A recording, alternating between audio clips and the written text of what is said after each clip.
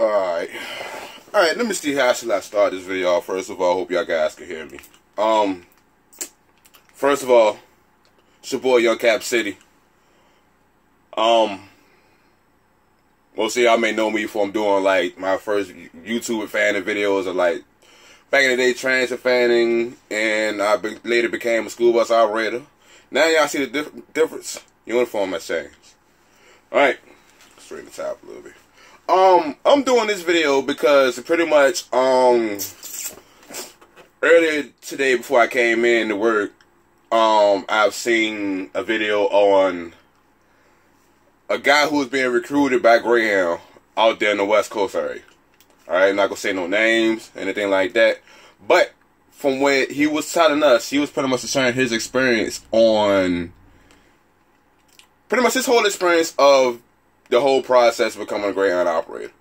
Alright, and from his standpoint, he was pretty much just giving like the, like pretty much a thumb down version of what's been going on. I understand he was being real about it. However, my experience is somewhat different.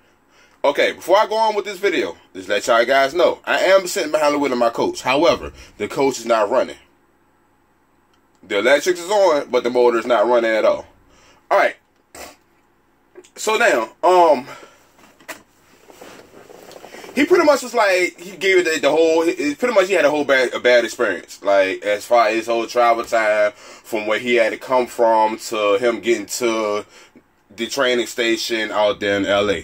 That's the only thing I'm going as far as like when this person was pretty much describing his whole experience with Greyhound. Me, I'm in Richmond, Virginia.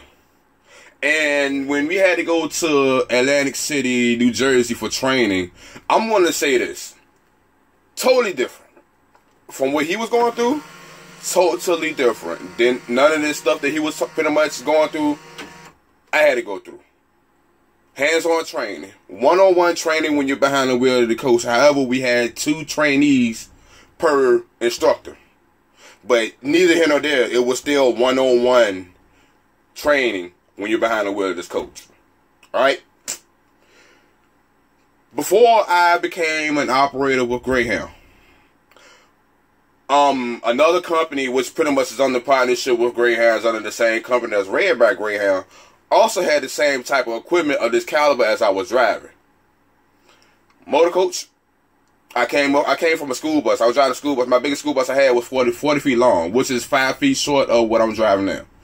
Alright, I'm just going to grab just a little bit of your time because I'm here at work before I had to get ready to leave out within like the next, let's see, 8 minutes. Well, not 8 minutes. Well, I'm leaving at 4:15. However, I got to get myself ready. I'm supposed to be doing, report time was 3:30. However, I come to work early. Reason I come to work early is because when I was pre-tripping my coach, anything could be wrong with this coach before I pull this bus off the line to be pulled on the track to be pulled in the service.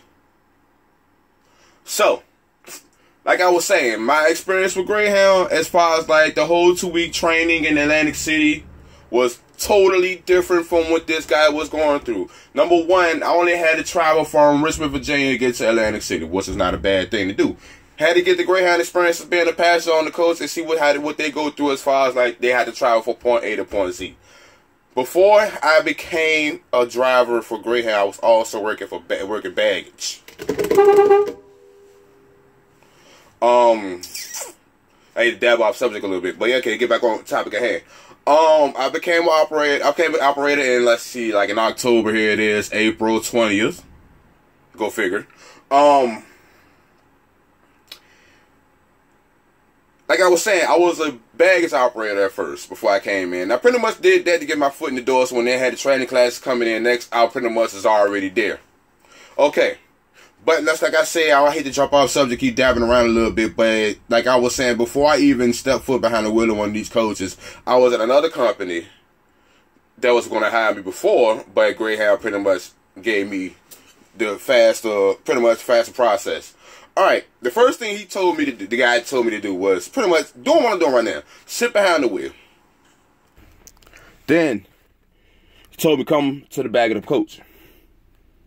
Okay, see, there's a big difference between where I'm at right now, my position in the rear of the coach, and to the front of the coach. It's approximately 42.5 feet of space. You have this interior space. Although the coach is 45 feet long, that's bumper to bumper. Notice a big difference. All right, okay. Now, getting back to the point when I was saying when I was in Atlantic City for those 2 weeks and pretty much the training I had to go through. I'm going to say this, and I'm going to be blatantly honest with people. If anybody was to search for this video and be like, okay, Greyhound training, because if anything, you look up on YouTube or any social sites, you pretty much search Greyhound. What are you going to search for? The main thing that comes up is complaints. Complaints.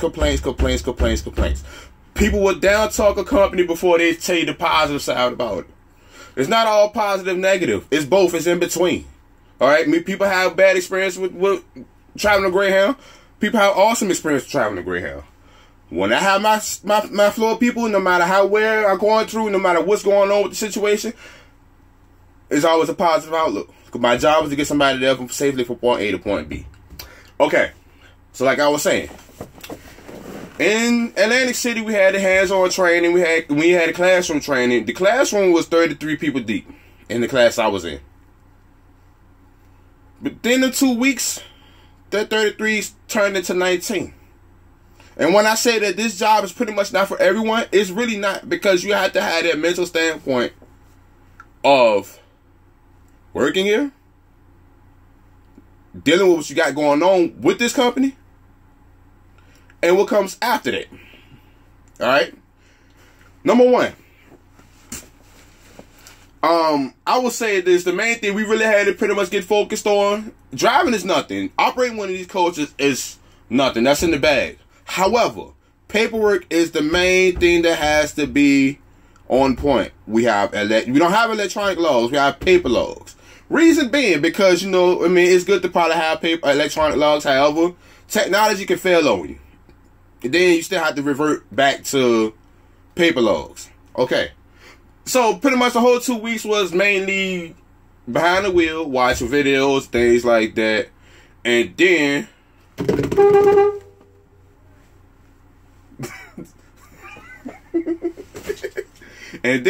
my bad, jumped off subject a little bit again. But yeah, basically like I was saying, it's mainly paper logs,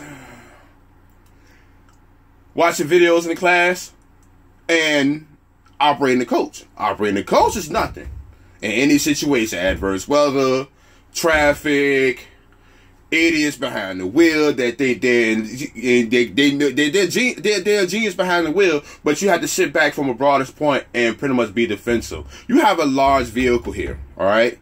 So you pretty much have to operate this coach as if it was very fragile, in which it is, because you have 50 people on this bus that relies on you till you get to where you got to get to. Okay, so like I was saying, mainly it's about we had to get our logs straight. You ain't get them logs right. We had a log test the following Monday, the following week, on the second week of your training. You got to have that down pat before anything. Okay. So, like I was saying, when I was there, we had to deal with being in a hotel. You were sharing a hotel room with somebody else, and you may want y'all get together, partner up, and off site of training, to pretty much get things done together.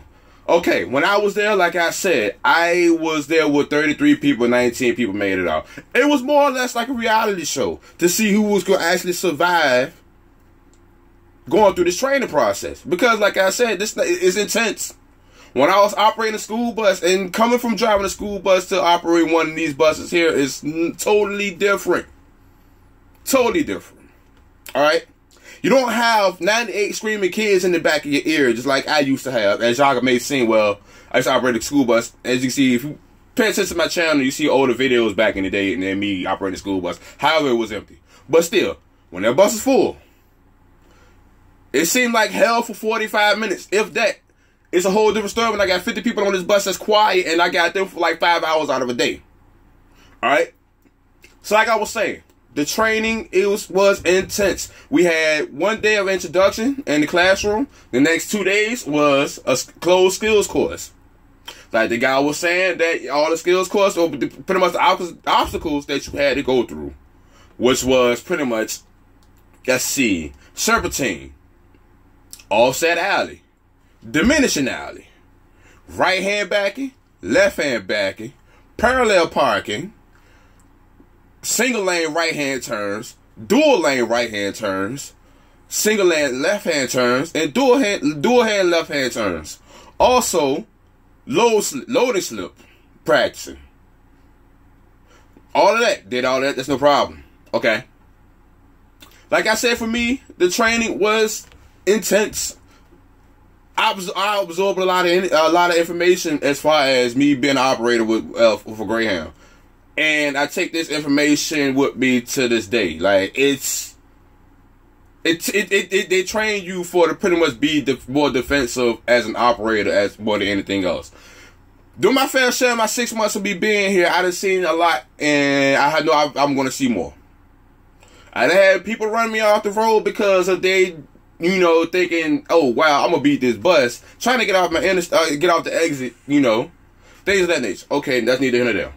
All right, but like I was saying, as far as training wise, it wasn't bad at all. I loved it. I had an awesome time there. I met a lot of people. Met a lot of good people. And my trainers, trainees, instructors, all of them were good people. Because they pretty much want you to get this job. They want you to do this thing the right way. Do it the Greyhound way, as I say. And also, not tell you nothing wrong. They're not gonna sugarcoat nothing. They pretty much gave it to you straight point forward from there. And that's how I'm giving it to anybody else who do stumble upon this video and they look and be like, hey, well, I'm thinking about going to Greyhound. I might be going to Greyhound. Oh, I'm in Greyhound, about to be training this, that, and the third, whenever. Like I said, I'm pretty much going to give it to you straight up to the point. If this not for you, don't do it. Because, it's a lot that goes on behind the wheel of these coaches. It's a lot that you have to deal with Greyhound, period. Number one, for a fact when you get that call to come to work, you're going out of state. Alright? 9 times out of 10, you may be going away from home for more than, let's see, a day up to a week. Recently, I've been doing schedules that have me going away from home. I haven't returned home to the following week. I loved it. Reason being, the longer I stay away from home, the more money I get paid. Alright? Now, like I was saying, as far as that training, when the whole training time, it was a grand total of a month. Because you had 2 weeks training in Atlantic City, 1 week training the route breaking, 1 week training the clubbing. Within those 4 weeks, yes, most people were sitting back crying about when you was there, yeah, you only getting paid $50 a day, blah, blah, blah, blah, blah, blah, blah, blah. Okay, that was cool. Before I came in there, I had another job. I had 2 more checks coming in, right along with the $50 per diem that I was getting, which is nothing. You can't blow $50 in a day. You can do nothing but save it. Alright? That was nothing. I didn't really have no problem with it, but like I said, most people said they used to get paid way more than that, but as you may know, people tend to F up things for other people, so when the next people come in, they have to deal with what they got. There are new rules that's been implemented now. But I'm not going to take so much of your time, because like I said, I'm ready to get ready for work. My thing is this. If I'm going to say this, and I'm going to close this video out. Again, to that guy, if you ever see this video, I suck to say that your experience wasn't that great, but as this company in general is a good place to work for. It's good. It's a career for mine. All right, it's something I've been wanting to do as far as being a motor coach operator since I was young. But anybody else, I'm just gonna add this in. Like Greyhound would train you. Their training is like no other. Okay. But as I was saying, if anybody this not for you, because for a fact you could be living your life on the road, you could be seeing these hotels, you could be learning the names of these people at the front desk of some of these hotels that you be going to by first name. They're gonna know you by first name because they're gonna see you up here a lot in their area a lot. However, it's the best. I done stayed in a 5-star hotel, damn near 5-star hotel, and I wouldn't even expect the Greyhound have us staying in. I would at least have it thinking they have us staying in for a room that we're going to be there for a brief moment, get some sleep, get back up, and do it all over again. Either go back home or go somewhere else. But the experience is like no other. I tell people this, like, if you like to travel, here's the thing. This is how you do it. You get paid to do it. You get paid to go places you've never been before. And that's how I look at it. But at the same time, to anybody else, like I was saying, if you were looking into being an operator for Greyhound, or you're in the process of going to training and you haven't been to training yet, just take your time. Take your time. This is intense work. It's not like, no, it can be a walk in the park for some, and some it can be like scratching your head till your brain get exposed. Just take your time. Do what you're supposed to do. Listen to your instructors, and you'll be fine. This your boy, Young Cap City. Y'all might see me doing more videos like this later on down the line. I might do a little update of pretty much how my day is with Greyhound. How my day starts, you know, and we go from there. Till then, y'all gonna see more videos like this. Keep it tuned. Y'all have a good day.